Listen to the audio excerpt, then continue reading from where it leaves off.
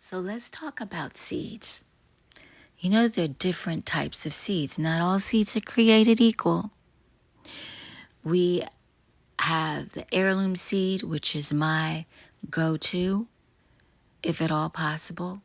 That's the seed that's been handed to you from your mother, your father, your auntie, your uncle. It's grown in your region for generations, at least the last 50 years or so. It's tried and true. It's given you consistency. It's used to your climate. It has not been modified. It's been handed down from generation to generation. Hence the word heirloom. Gives you the ability to grow again. Then there is hybrid seed. You'll see that. That implies that you have two different types of apples. Let's use that for an example. And you cross-pollinate the two different types of apples, and you come up with an apple, or you get an apple that's maybe got some of the traits of each. That's a brief description of what a hybrid seed is. It's been crossed with another type of vegetable in that same species. And then we have organic seeds.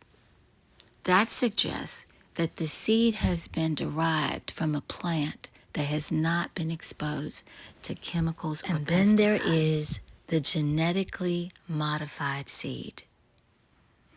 Please do your research.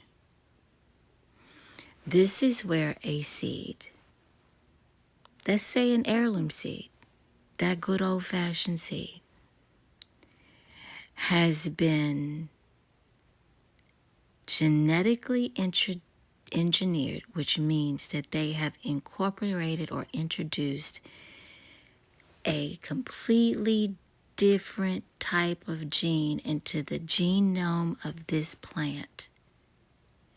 The gene that they introduced does not have to come from the plant kingdom. It can be something completely unrelated. This is an alarming issue. Do your research and beware when you see genetically modified seeds. Typically, it's not a marketable item. So if the seed package says nothing at all, it can imply that pesticides have been used, more than likely, and there's no indication about rather this is an authentic seed. So do your research on genetically modified labeling of food and seeds.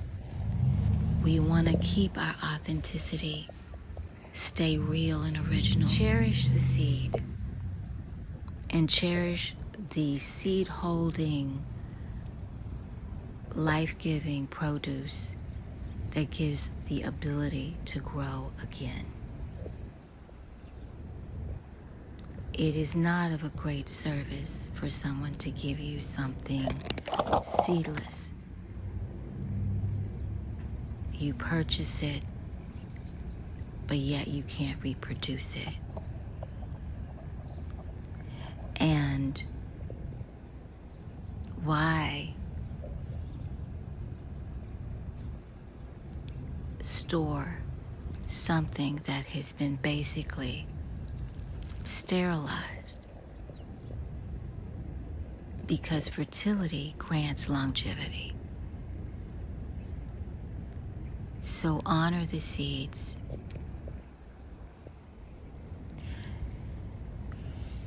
Now, I do know there are many more plants than we know. The way seed travels is we could go on for a year about seeds. But remember to keep them in a cool, dry place. So it's important to let that seed dry thoroughly And once it has dried thoroughly, then you can store it for periods of time in a jar. This is provided it's thoroughly dry. You don't want to have an issue with mold. That's the moisture. In a jar, I put mine sometimes in envelopes and then store them in a container in a cool place. Remember, plant, let it go to seed, harvest properly, store, share, and repeat. Must go down time. Always seed saving time.